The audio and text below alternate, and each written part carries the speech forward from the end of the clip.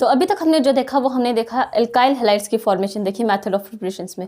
इससे पहले हमने एक फ्री रेडिकल मैकेनिज्म देखा और उससे पहले हमने फ्रॉम अल्कोहल से जो हमने प्रिपेयर किया था वहाँ पर हमने देखा कि एल्काइल हैलाइड्स फॉर्म्स हो रहे हैं, ठीक है। अभी तक हमने अराइल हैलाइड की फॉर्मेशन नहीं देखी। अब जो हमारे पास ये नेक्स्ट है बाय इलेक्ट्रोफिलिक सब्स्टिट्यूशन, इससे हमारा अराइल हैलाइड्स की फॉर्मेशन होती है। इससे एल्काइल हैलाइड्स नहीं अराइल हैलाइड की फॉर्मेशन होती है, ठीक है। ये मेथड किसके लिए है? अराइल हैलाइड के लिए, फॉर अराइल हैलाइड फॉर्मेशन, यानी कि हेलो एरेंस की फॉर्मेशन जो होती है बाय इलेक्ट्रोफिलिक सब्स्टिट्यूशन रिएक्शन से हो जाती है, ठीक है। अब देखो इसमें क्या है, ये 11th क्लास का एक मैकेनिज्म था, ठीक है। यहाँ पर हम फिर से देखते हैं इस मैकेनिज्म को कि इलेक्ट्रोफिलिक सब्स्टिट्यूशन रिएक्शंस में किस तरह से बेंजीन की हैलोजिनेशंस हो रही है, ठीक है। पहले देखते हैं एक रिएक्शन हैलोजिनेशन ऑफ बेंजीन। सबसे सिंपलेस्ट एरोमेटिक हाइड्रोकार्बन कौन सा है? बेंजीन। तो बेंजीन के साथ ही हम रिएक्शन करवाते हैं, ठीक है। जब हमने बेंजीन के साथ रिएक्शन करवाई, यहाँ पर हमारे पास कोई भी क्या आ जाता है? हेलोजन आ जाता है, ठीक है। X2 हमारे पास कोई भी आ जाता है। यहाँ पर जो हमारे पास प्रोडक्ट बनता है फाइनली वो क्या बनता है? यहाँ पर आएगा X, और ये रिएक्शन होगी किसी ना किसी ल्यूइस बेस की प्रेजेंस में, ठीक है। कोई भी ल्यूइस बेस हो सकता है जिसके साथ ये रिएक्शन जो होती है चलती है, ठीक है। ये था हमारा बेंजीन। बेंजीन पे आकर किसी भी हेलोजन ने अटैक किया और हमारे पास एक फाइनल प्रोडक्ट बन गया, यानी कि हम ये कह सकते हैं अगर यहाँ पर क्लोरीन हो तो क्लोरोबेंजीन, ब्रोमीन हो तो ब्रोमोबेंजीन, हम इसे कह सकते हैं, ठीक है। हेलो बेंजीन हम इसमें कह सकते हैं कि हमारे पास जो भी है हेलो एरीन, ठीक है। हेलो एरीन, यही तो हम पढ़ रहे हैं अराइल हैलाइड्स, ठीक है। हेलो एरीन्स भी कह सकते हैं, अराइल हैलाइड्स भी कह सकते हैं, ठीक है। First thing. सेकंड, हम ये कहते हैं कि जो हमारे पास ये ल्यूइस एसिड है ना, इस रिएक्शन का हम मैकेनिज्म करते हैं। पहले हम देख लेते हैं जो ल्यूइस बेस है ये हमारे पास कौन कौन से हो सकते हैं। FeCl3 जो कॉमन है, ऐसे तो बहुत सारे होते हैं लेकिन जो कॉमनली यूज होते हैं हम वो देख लेते हैं। FeCl3, FeBr3, ठीक है। उसी तरह से AlCl3, AlBr3, ठीक है। ZnCl2, ठीक है। ये कॉमनली जो है वो यूज होते हैं। और ये आ जाता है anhydrous ZnCl2, similarly anhydrous AlCl3, यानी कि एब्सेंस ऑफ वाटर, ठीक है। ये तो आ जाते हैं जो हमारे कॉमन रिएजेंट होते हैं। एक आ जाता है BF3, ठीक है। ये भी कॉमनली यूज किया जाता है।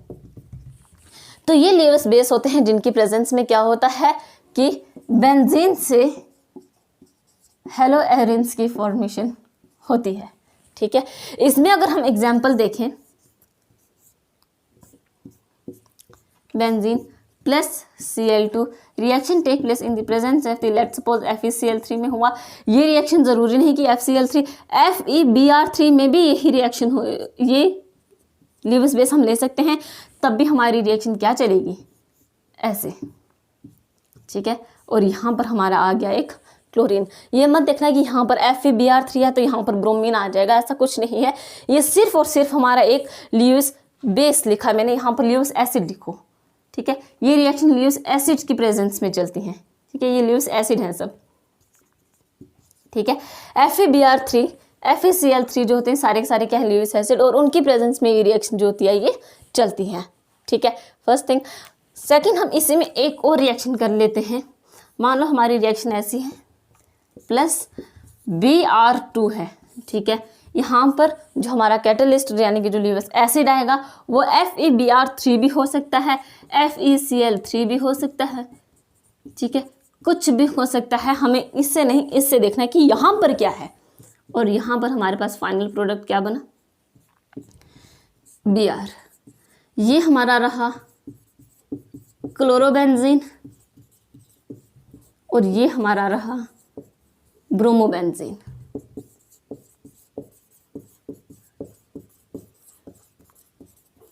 ठीक है। तो इस तरह से हम रिएक्शन जो होते हैं हैलोजिनेशन ऑफ बेंजीन की रिएक्शन जो होते हैं बाय इलेक्ट्रोफिलिक सब्स्टिट्यूशन से हम क्या कर सकते हैं? करवा सकते हैं।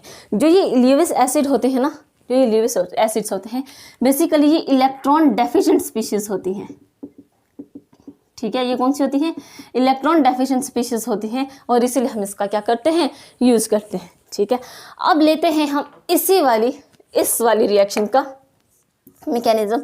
दोनों का मैकेनिज्म बिल्कुल सेम चलेगा, किसी एक का ले लेते हैं, पहले फर्स्ट वाली का देख लेते हैं। ठीक है, सेकंड वाली का बिल्कुल सिमिलर वैसा ही होगा।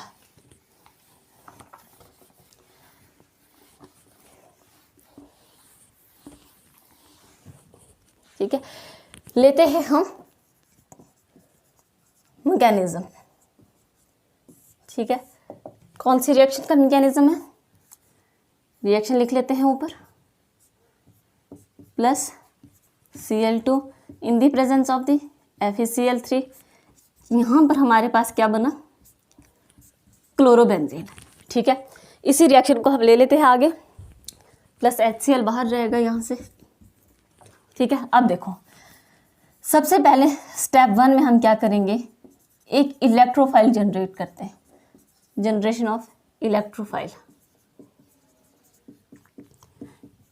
इलेक्ट्रोफाइल जनरेट करते हैं, हमारे पास क्या है, Cl2, जो ल्यूइस एसिड है हमारे पास, ये क्या है, FeCl3। ये क्लोरीन और ये क्लोरीन इस तरह से है, ये एक Cl इसके पास चला जाएगा।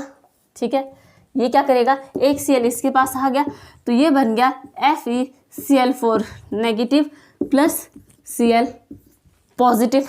ठीक है, एक के इलेक्ट्रॉन मूव हुए तो एक पे नेगेटिव चार्ज, एक पे पॉजिटिव चार्ज। ठीक है, इसी तरह से, तो ये जो हमारा बना, ये क्या बना हमारा, एक इलेक्ट्रोफाइल। ठीक है, ये हमारा बन गया इलेक्ट्रोफाइल। ठीक है, कार्बोकैटायन नहीं है, इलेक्ट्रोफाइल है। ठीक है, अब जो ये इलेक्ट्रोफाइल बना ना, इस इलेक्ट्रोफाइल का हम क्या करेंगे, अटैक कर देंगे। ठीक है, अटैक ऑफ इलेक्ट्रोफाइल। ठीक है, अटैक ऑफ इलेक्ट्रोफाइल। अब ये किसका ऊपर अटैक करेगा, इस बेंजीन रिंग के ऊपर। ये बेंजीन रिंग है, प्लस इलेक्ट्रोफाइल हमारा बना Cl पॉजिटिव। ठीक है, इसने क्या किया, जब इसके ऊपर अटैक किया तो यहाँ पर आ गया Cl, यहाँ पे एक पॉजिटिव चार्ज अराइज हो जाता है। ठीक है, इस Cl ने क्या किया, इसके ऊपर अटैक किया, तो यहाँ पे क्या हुआ, यहाँ पर आया और ये यहाँ मूव किया। ठीक है, ये यहाँ चला गया और यहाँ पे क्या रह गया, पॉजिटिव चार्ज। ठीक है, अब जो बेंजीन है ना, ये एक एरोमेटिक कंपाउंड है, इतना तो पता है। बेंजीन एरोमेटिक कंपाउंड होने के साथ साथ उसकी क्या खासियत होती है, क्या कंडीशन होती है, कि उसे sp2 होना चाहिए, यानी कि प्लेनर होना चाहिए। लेकिन अगर हम ये वाला कम्प्लेक्स देखें, इसमें क्या हुआ कि एरोमेटिसिटी जा चुकी है। कैसे, ये वाला जो हमारे पास कार्बन है ये है sp3, और एरोमेटिक कंपाउंड होने के लिए ज़रूरी है sp2 का होना, यानी कि प्लेनर का होना। ये जो हमारे पास बना, ये कार्बोकैटायन है, इसे हम कहते हैं सिग्मा कम्प्लेक्स। ठीक है, और यहाँ पे क्या हुआ, यहाँ पर इसकी एरोमेटिसिटी जा चुकी है, ख़त्म हो चुकी है। ठीक है, इसी कम्प्लेक्स का हम एक रेजोनेंस स्ट्रक्चर्स देख रहे हैं कि किस तरह से हैं। Resonance form of sigma complex. इस सिग्मा कम्प्लेक्स का हम क्या देखते हैं, एक रेजोनेंस फॉर्म्स देखते हैं। ठीक है, हमारा जो सिग्मा कम्प्लेक्स है वो ऐसा है, यहाँ पे क्लोरीन, यहाँ पे पॉजिटिव चार्ज, ऐसा है। ठीक है, जब ये बॉन्ड अपने इलेक्ट्रॉन्स यहाँ मूव करेगा तो ये ऐसा बनेगा, क्लोरीन तो अपनी पोजीशन पे है, यहाँ पर पॉजिटिव चार्ज अराइज, यहाँ पर बॉन्ड बन जाते हैं। सिमिलरली जब ये क्या करेगा, यहाँ मूव करेगा तो यहाँ पर पॉजिटिव चार्ज अराइज हो जाएगा, यहाँ पे हुआ पॉजिटिव चार्ज, यहाँ पर बन गया एक बॉन्ड, और यहाँ पे तो ऑलरेडी था। ठीक है, यहाँ पे क्या था, ऑलरेडी एक बॉन्ड है, यहाँ पे बन गया, यहाँ पर आ गया क्लोरीन। ठीक है, तो ये बने हमारे क्या, रेजोनेंस फॉर्म्स। इन्हीं का एक हम देखते हैं स्ट्रक्चर, ये आ जाता है हमारा क्या, रेजोनेंस हाइब्रिड। ठीक है, ये क्या आ जाता है हमारा, रेजोनेंस हाइब्रिड। इन दोनों में क्या डिफरेंस होता है, एक छोटा सा डिफरेंस है। देखो क्या, कि जो रेजोनेंस हाइब्रिड होता है, ये बेंजीन की सारी प्रॉपर्टीज़ को एक ही स्ट्रक्चर ऐसा जो इकलौता एक्सप्लेन कर सकता है, जबकि अगर रेजोनेंस फॉर्म में कोई भी एक ऐसा स्ट्रक्चर नहीं होता जो सारी की सारी प्रॉपर्टीज़ को बेंजीन की एक्सप्लेन कर सके। ठीक है, ये जो बना हमारे पास, ये क्या बना, रेजोनेंस हाइब्रिड। ठीक है, ये हमारा क्या बना, रेजोनेंस हाइब्रिड, और ये आ जाती है resonance form of sigma complex. अब स्टेप थर्ड में क्या करेंगे, जो हमारे पास यहाँ से एरोमेटिसिटी जा चुकी है, उस एरोमेटिसिटी को वापस लाने के लिए हम हाइड्रोजन को रिमूव कर देंगे, यानी कि रिमूवल ऑफ H पॉजिटिव। ठीक है, हमारे पास जो कम्प्लेक्स था वो ऐसा है, यहाँ पे क्लोरीन पॉजिटिव चार्ज ये आ गया। ठीक है, अब इसे बाहर ले जाने के लिए किसी ना किसी न्यूक्लियोफाइल को आना होगा, जो हमारे पास यहाँ पे बना था FeCl4 नेगेटिव, ये यहाँ पर आएगा और ये क्या करेगा, अपना काम। ठीक है, ये इस हाइड्रोजन से इस हाइड्रोजन को रिमूव कर देगा FeCl4, तो यहाँ क्या बन जाएगा, एक क्लोरोबेंजीन, यहाँ पर chlorine plus HCl plus FeCl3। ठीक है, तो इस तरह से क्या होता है कि इलेक्ट्रोफिलिक सब्स्टिट्यूशन रिएक्शंस में क्लोरोबेंजीन की फॉर्मेशन हो जाती है। ओके, तो जैसे हमने यहाँ पर क्लोरोबेंजीन बनाया, सिमिलरली हम यहाँ पर ब्रोमोबेंजीन भी बना सकते हैं। हम कोई भी न्यूक्लियोफाइल ले सकते हैं, जैसे FeCl3 ले लिया, FeBr3 ले लिया, कुछ भी हम ले सकते हैं। अगर हमारे पास यहाँ पर होता, लेट्स सपोज अगर हम ले लेते FeBr3, ठीक है, FeBr3 लेते तो हमारे पास ये ना इस तरह से लिखा जाता, FeBr3 तो होता Cl नेगेटिव। ठीक है, और फिर अगर हम यहाँ पर इसे यहाँ ले लेते तो ये बनता FeBr3 Cl नेगेटिव, ये Cl नेगेटिव इस H पॉजिटिव को लेके बाहर चला जाता और हमारे पास यहाँ पर बन जाता है FeBr3। ठीक है, इस तरह से तो हम कोई भी जो ल्यूइस एसिड है वो ले सकते हैं। ज़रूरी नहीं कि यहाँ पर FeCl3 लिया तो ही FeCl4 बनेगा, यहाँ पर FeBr3 भी हो सकता है। तो जैसे ये रिएक्शन हमने क्लोरीन के साथ करवाई, सिमिलरली ये रिएक्शन जो होती है ब्रोमीन के साथ भी चल सकती है। ठीक है, नेक्स्ट हम इसी में देखते हैं आयोडीनेशन। ठीक है, हमने लास्ट लेक्चर में देखा था कि आयोडीन की रिएक्शन जो होती है रिवर्सिबल हो जाती है। क्यों? क्योंकि वहाँ पर जो HI बनता है वो काफ़ी ज़्यादा स्ट्रॉन्ग रिड्यूसिंग एजेंट होता है, और वो क्या करता था कि CH3 यानी कि जो भी हमारा वहाँ पे अल्काइल हैलाइड बना वो दोबारा से क्या कर देता था, एक एल्केन बना देता था। ठीक है, यहाँ पे भी बिल्कुल वैसा ही होता है। ठीक है, यहाँ पे भी क्या होता है, आयोडीनेशन में बिल्कुल वैसा ही चलेगा। हमारे पास है एक बेंजीन, प्लस हम क्या कर रहे हैं, I2 के साथ रिएक्शन करवा रहे हैं, और यहाँ से हमारे पास आयोडीन की फॉर्मेशन तो हो रही है, प्लस HI हमारा बन रहा है, और ये अगेन ये रिएक्शन क्या है, रिवर्सिबल रिएक्शन है। फिर हम ये कहेंगे ये जो HI बना ना, ये वेरी स्ट्रॉन्ग रिड्यूसिंग एजेंट्स। ठीक है, काफ़ी ज़्यादा रिड्यूसिंग एजेंट है ये, और ये क्या करता है कि इस जो हमारा आयोडोबेंजीन बना इसको दोबारा से बेंजीन बना देता है। ठीक है, जो कि हमें नहीं चाहिए। ठीक है, हम थोड़ी चाहेंगे कि दोबारा से हमारा यही प्रोडक्ट बन ले, यही बनाना था, अगर रिएक्टेंट की ओर ही आना था तो फिर हम इसकी फॉर्मेशन ही क्यों करवा रहे हैं। ठीक है, ये भी किसी ना किसी ल्यूइस एसिड की प्रेजेंस में ये रिएक्शन चलेगी। अब इस चीज़ को रोकने के लिए अगेन हम क्या करेंगे, strong oxidising agents are used. ठीक है, क्या करेंगे, strong oxidising agents are used. Like कैसे हो सकते हैं, concentrated HNO3 and concentrated HiO3। ठीक है, ये काफ़ी स्ट्रॉन्ग ऑक्सीडाइजिंग एजेंट्स हैं जो इस HI है इसको रोक देते हैं कि ये आयोडोबेंजीन को दोबारा से ये बेंजीन की ओर ना लेके जाएं। ठीक है, अब देखो इसके साथ हम रिएक्शन कैसे करवाएंगे, HiO4 लेते हैं, प्लस HI के साथ हम इसकी रिएक्शन करवाते हैं, और इसके साथ रिएक्शन जो होती है वो किस तरह से होती है कि I2 तो बाहर जाएगा ही जाएगा, प्लस इसमें से क्या होगा, वाटर भी बाहर जाएगा। ठीक है, और जब ऐसा करेंगे तब क्या करेंगे कि स्ट्रॉन्ग और रिड्यूसिंग एजेंट होता है अपनी ही पोजीशन पे रहेगा, और जो हमें एराइल हैलाइड चाहिए, यानी कि जो हमारा ये है एराइल हैलाइड, ये बन जाएगा। ठीक है, तो इस तरह से हम क्या करते हैं, आयोडीनेशन की फॉर्मेशन कर देते हैं। ठीक है, इसका मतलब ये कि जब भी हम ये रिएक्शन लिखेंगे ना, ये किस तरह से लिखेंगे, ऐसे ये रिएक्शन होगी, प्लस I2।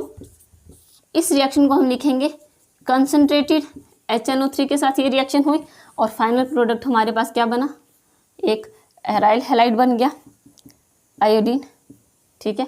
प्लस क्या हुआ इसमें से HI बाहर हो गया, ठीक है, क्योंकि हमारे पास काफ़ी ज़्यादा स्ट्रॉन्ग ऑक्सीडाइजिंग एजेंट्स हैं और ये क्या कर रहे हैं, स्ट्रॉन्ग रिड्यूसिंग एजेंट को वहीं पर रोक रहे हैं, वापस आने ही नहीं दे रहे हैं। ओके, यहाँ तक क्लियर हो गया। अब ना इस मेथड से भी हम फ्लोरोबेंजीन की फॉर्मेशन नहीं कर सकते। क्यों नहीं कर सकते? क्योंकि काफ़ी ज़्यादा रिएक्टिविटी होती है, ठीक है, और बहुत ज़्यादा रिएक्टिविटी होने की वजह से फ्लोरोबेंजीन फॉर्म नहीं हो सकता। ये आयोडोबेंजीन भी हमने देख लिया, जैसे हमने क्लोरोबेंजीन बनाया वैसे हम ब्रोमोबेंजीन भी बना सकते थे, ठीक है, आयोडोबेंजीन भी हो गया। और फ्लोरोबेंजीन जो था हम इसे नहीं बना सकते, क्यों? Due to high reactivity. Okay, अब ना फ्लोरोबेंजीन के लिए एक रिएक्शन आती है जिसे हम कहते हैं बाल्ज़मान रिएक्शन, ठीक है। ये एक ऐसी रिएक्शन है जो फ्लोरोबेंजीन को बनाने में काफ़ी हेल्पफुल रहती है। ये मतलब इससे हम क्या कर सकते हैं, फ्लोरोबेंजीन बना सकते हैं। ओके, ये तो हमने ले लिया बेंजीन। अब जो हमारे पास बुक में रिएक्शन है एक बार वो भी देख लेते हैं, ठीक है। वो रिएक्शन क्या है, उसमें भी हमारे पास एक क्लोरो डेरिवेटिव बनाया हुआ, ठीक है, क्लोरोबेंजीन। लेकिन वहाँ पर हमने यहाँ पे सिर्फ बेंजीन लिया है ना, वहाँ पर जो हमारे पास लिया है वो क्या है, ये कौन सा प्रोडक्ट है, सॉरी ये कौन सा स्ट्रक्चर है जिसके ऊपर एक CH3 आ गया, ठीक है, इसे कहते हैं टोल्यून, ठीक है, मिथाइल बेंजीन, ठीक है। इसकी रिएक्शन करवाई Cl2 के साथ इन the presence of the FeCl3, तो यहाँ पर हमारे पास जो प्रोडक्ट बनते हैं वो कौन से बन रहे हैं, CH3, एक क्लोरीन यहाँ पे है ऑर्थो पोजीशन पे, और CH3 एक क्लोरीन हमारा कहाँ पे है, पैरा पोजीशन पे, ठीक है। ये हमारा ऑर्थो क्लोरो चोल्यून बन गया, ठीक है, और ये हमारा पैरा क्लोरो टोल्यून बन गया, ठीक है, यही बना ना, ortho chloro toluene and para chloro toluene, ठीक है। अब ना ये ऑर्थो क्यों चला गया और पैरा क्यों चला गया, ठीक है। क्लास 11th में अगेन वहाँ पर डायरेक्टिव इन्फ्लुएंस थे, जहाँ पर हमने देखा था कि ऑर्थो पैरा डायरेक्टिंग ग्रुप्स किस तरह से बनते हैं एंड मेटा डायरेक्टिंग किस तरह से बनते हैं, ठीक है। चलो वहाँ पर तो फिर भी नहीं पढ़ा होगा, यहाँ पर देख लेते हैं। जो ऑर्थो और पोजीशन होता है ना, ये जो CH3 ग्रुप है ये क्या है, एक ऑर्थो पैरा डायरेक्टिंग ग्रुप है, ठीक है। ऑर्थो पैरा डायरेक्टिंग ग्रुप्स देख लेते हैं, कोई कुछ जो कॉमन से ऑर्थो पैरा डायरेक्टिंग ग्रुप्स, ठीक है। कौन कौन से आ जाते हैं, कोई भी एल्काइल ग्रुप आ जाते हैं, मिथाइल हो सकता है, इथाइल हो सकता है, कुछ भी हो सकता है, OH हो सकता है, ठीक है, OCH3 हो सकता है, कुछ भी हो सकते हैं, ठीक है। ये जो हैं ये क्या है, ऑर्थो पैरा डायरेक्टिंग ग्रुप्स, ठीक है। ये क्या कर देते हैं कि रिंग के ऑर्थो और पैरा पोजीशन को एक्टिवेट कर लेते हैं, तो जो इनकमिंग ग्रुप होता है वो क्या करता है, ऑर्थो और पैरा पोजीशन पे आता है, ठीक है। एक बार इसे भी देख लेते हैं। हमारे पास क्या है यहाँ पे CH3, ठीक है। ये क्या करता है कि ये वाले जब इलेक्ट्रॉन्स यहाँ मूव करते हैं तो ये किस तरह से होते हैं कि नेगेटिव चार्ज यहाँ पर अराइज हो जाता है, ठीक है, और क्या होता है CH3 यहाँ आ जाता है, यहाँ पे एक डबल बॉन्ड आ जाता है, पॉजिटिव चार्ज इस मिथाइल ग्रुप के ऊपर आ जाता है, ठीक है। जैसे ये नेगेटिव यहाँ पे अराइज हुआ ना, सिमिलरली क्या होता है कि जब ये नेगेटिव यहाँ मूव करेगा तो ये अपने इलेक्ट्रॉन्स को यहाँ मूव करेगा, तब क्या होगा कि इसके ऊपर CH3 पॉजिटिव तो होता ही होता है, यहाँ पर क्या बन गया, एक नेगेटिव चार्ज। जब ये यहाँ मूव करेगा तो ये यहाँ मूव करेंगे, ठीक है, तब कैसे चलेगा, ये तो ऐसे ही रहेगा, ठीक है। यहाँ पे क्या होता है कि नेगेटिव चार्ज यहाँ पे अराइज हो जाता है, जब इसने यहाँ मूव किया, इसने यहाँ मूव कर दिया, तो ये किस तरह से बना, यहाँ पे CH3 बॉन्ड और ये कुछ ऐसे बने, ठीक है। अब जो ये 3 स्ट्रक्चर्स हैं ना बीच के, ये वाले A, B और C, अगर हम इसमें ध्यान से देखें, जो नेगेटिव चार्ज हैं वो सिर्फ ortho, para and again ortho position पे अराइज हुआ, ठीक है। इसका मतलब ये हुआ कि यहाँ पर इन पोजीशंस पे इलेक्ट्रॉन्स काफ़ी हैं, बहुत ज़्यादा हैं, यानी कि जो भी इनकमिंग ग्रुप, जो भी इलेक्ट्रोफाइल आएगा वो इनके पास आ सकता है, ठीक है। यानी कि इनकमिंग इलेक्ट्रोफाइल जो होते हैं वो ऑर्थो और पैरा पोजीशन पे आते हैं। इलेक्ट्रोफाइल होते क्या हैं, इलेक्ट्रोफाइल जो होते हैं ये इलेक्ट्रॉन डेफिशिएंट स्पीशीज होती हैं, ठीक है। इनके पास इलेक्ट्रॉन्स की कमी होती है, तो ये उनके पास जाना चाहेंगे जिनके पास ऑलरेडी इलेक्ट्रॉन्स हैं, ना कि उनके पास जिनके पास इलेक्ट्रॉन्स की कमी होती है, ठीक है। जिनके पास है ये उन्हीं से लेना चाहेंगे ना, ठीक है। तो ऑर्थो और पैरा पोजीशन पे तो ये है, इसीलिए क्या करते हैं कि जो भी इनकमिंग इलेक्ट्रोफाइल, जो भी इनकमिंग ग्रुप होगा वो ऑर्थो एंड पैरा पोजीशन पे आएगा। यहाँ पर हमारे पास Cl, जब ये इलेक्ट्रॉन अपने यहाँ मूव करता तो Cl पॉजिटिव और Cl नेगेटिव बनता था। ये इलेक्ट्रोफाइल जहाँ एक ऑर्थो पोजीशन पे आया और एक पैरा पोजीशन पे आया। इसी तरह से हमने कहा कि यहाँ पर इस रिएक्शन में जो भी हमारे ऑर्थोक्लोरोटोल्यून एंड पैराक्लोरोटोल्यून की फॉर्मेशन हुई वो सिर्फ और सिर्फ इस वजह से हुई क्योंकि क्लोरीन एक इलेक्ट्रोफाइल है, और एक इलेक्ट्रोफाइल जो होता है उसकी इनकमिंग स्पेस कौन सी होती है, ऑर्थो एंड पैरा पोजीशन, क्योंकि वहाँ पर ऑलरेडी इलेक्ट्रॉन्स बहुत ज़्यादा है, वो इलेक्ट्रोफाइल उसी के पास आना चाहेंगे, ठीक है। तो ये वो रिएक्शन थी जो बुक में हमें दी हुई थी, जिससे हमने क्या किया, क्लोरोबेंजीन की फॉर्मेशन हमने देखी, ओके। अब एक हमारी इसके बाद रिएक्शन आती है इलेक्ट्रोफिलिक सब्स्टिट्यूशन के बाद सैंडमेयर्स रिएक्शंस, ठीक है। काफ़ी इंपॉर्टेंट है, नेमिंग रिएक्शन भी है, और नेमिंग रिएक्शन तो सब इंपॉर्टेंट ही होती है। नेक्स्ट हम मूव करते हैं सैंडमेयर रिएक्शन से। अगेन सैंडमेयर रिएक्शन से हम एरोमेटिक कंपाउंड से बनाएंगे, यानी कि हेलो एरिन्स की फॉर्मेशन। हमारे पास क्या था, बेंजीन डाइएज़ोनियम क्लोराइड, या हम ये कह लें कि बेंजीन डाइएज़ोनियम हैलाइड, ठीक है, ऐसे भी तो लिख सकते हैं बिल्कुल, ठीक है। ये क्या है हमारा बेंजीन डाइएज़ोनियम हैलाइड, ठीक है। अब हमें इससे क्या बनाना है, आयोडीनेशन। हम क्या क्या बना रहे हैं, एक आयोडीन प्रोडक्ट बना रहे हैं, ठीक है। क्या बनाना है हमें, एक आयोडीन, यहाँ पर आना चाहिए आयोडीन, और ये बनेगा हमारा आयोडोब्रोमो, आयोडोबेंजीन, आयोडोब्रोमो नहीं, आयोडोबेंजीन, ठीक है। अब देखो इस रिएक्शन में क्या हुआ कि जैसे हमने क्लोरोबेंजीन और ब्रोमोबेंजीन के लिए क्यूप्रस क्लोराइड और क्यूप्रस ब्रोमाइड का यूज़ किया था, इस रिएक्शन में ऐसा कुछ भी यूज़ नहीं किया जाता। इस रिएक्शन में यूज़ क्या होता है, पोटेशियम आयोडाइड प्लस N2 तो बाहर जाना है, ठीक है। इस रिएक्शन में हम पोटेशियम आयोडाइड का यूज़ कर रहे हैं, ना कि क्यूप्रस क्लोराइड या फिर क्यूप्रस ब्रोमाइड का, ठीक है। इससे क्या करते हैं, उसकी कोई भी नीड नहीं है, ये यहाँ से ही रिएक्शन कर लेता है, ठीक है। ये तो हमने क्या किया, आयोडोबेंजीन बनाया। अब हम लेते हैं फ्लोरोबेंजीन। हमने पढ़ा था कि फ्लोरोबेंजीन बाल्स-सचमियान रिएक्शन से चलती है, ठीक है। N2X प्लस क्या हुआ, HbF4। इस रिएक्शन को हम क्या करते हैं, हीट करते हैं, ठीक है। इस रिएक्शन का क्या करते हैं, हीट करते हैं। तो यहाँ से हमारे पास क्या बनता है, एक फ्लोरोबेंजीन, ठीक है, प्लस N2 ने तो बाहर जाना ही जाना है, ये हमारे पास क्या बन गया, फ्लोरोबेंजीन, ठीक है। अब ये दोनों रिएक्शन जो हमने की ना, आयोडोबेंजीन और फ्लोरोबेंजीन जो प्रिपेयर किए, ये दोनों की दोनों रिएक्शन सैंडमेयर्स रिएक्शन नहीं है, ठीक है। ये सैंडमेयर रिएक्शन नहीं है और ये भी सैंडमेयर रिएक्शन नहीं है। इस रिएक्शन का नाम है बाल्स-सचमियान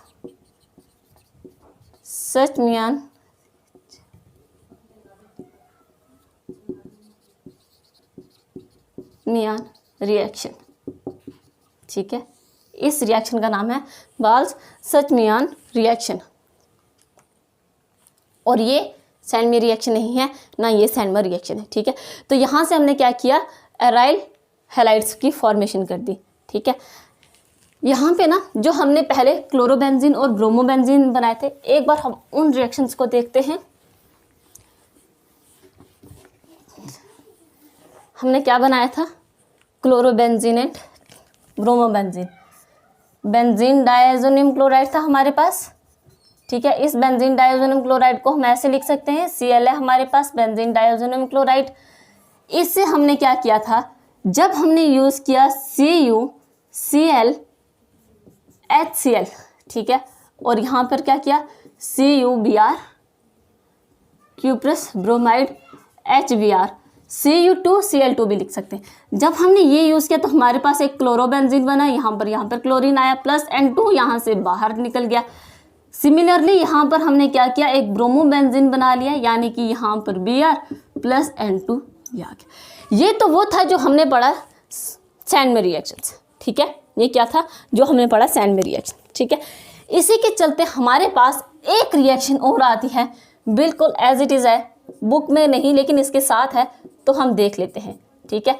बेंजीन डायज़ोनियम क्लोराइड आया हमारे पास, यहाँ से रिएक्शन जो है वो कहाँ से चल रही है, HCl के साथ। अगेन इसमें भी हम HBr यूज़ करेंगे। यहाँ पर हमारे पास जो प्रोडक्ट बनेगा वो क्या बनेगा, क्लोरोबेंजीन बनेगा, और यहाँ पे N2 बाहर, और यहाँ पर हमारे पास बनेगा ब्रोमोबेंजीन। यहाँ पर क्या हुआ, N2 बाहर चला गया, ठीक है। अब इसमें और इसमें क्या डिफरेंस है, यहाँ पर हमने क्यूप्रस क्लोराइड और क्यूप्रस ब्रोमाइड का यूज़ किया था, ठीक है, लेकिन यहाँ पर हम क्या कर रहे हैं, कॉपर पाउडर का यूज़ कर रहे हैं, ठीक है, और वो भी कौन से, फ्रेशली प्रिपेयर्ड, ठीक है। फ्रेशली प्रिपेयर्ड कॉपर पाउडर जो होगा उसका यूज़ कर कर हम ये प्रोडक्ट बना रहे हैं, ठीक है। ये बेंजीन डायज़ोनियम क्लोराइड है, ठीक है, बेंजीन डायज़ोनियम क्लोराइड, BDC हम इसे लिख सकते हैं, बिल्कुल लिख सकते हैं, बेंजीन डायज़ोनियम क्लोराइड। ये क्लोरोबेंजीन, यहाँ पे भी क्लोरोबेंजीन, ब्रोमोबेंजीन, ठीक है। ये दोनों अलग अलग रिएक्शंस हैं, ठीक है। जो ये रिएक्शन है ना, ये तो हमने देख ली कौन सी, सैंड-मेयर्स रिएक्शन, ठीक है। लेकिन जो ये रिएक्शन है ना, इस रिएक्शन का भी एक नाम है और ये है गाटरमान रिएक्शन, ठीक है। इस रिएक्शन का भी एक नाम है गाटरमान रिएक्शंस, बुक में है लेकिन चैप्टर में अभी यहाँ पर आपको साथ नहीं मिलेगी। ये एक अलग रिएक्शन आ रही है, थोड़ी सी सिमिलरिटीज थे इसीलिए मैंने इसको साथ में बता दिया, ठीक है। तो ये हमारे पास आ जाते हैं सैंडमर्स रिएक्शंस एंड गाटरमान रिएक्शंस, और इसी के साथ साथ हम आज के इस प्रिपरेशंस को यहीं पर रखते हैं।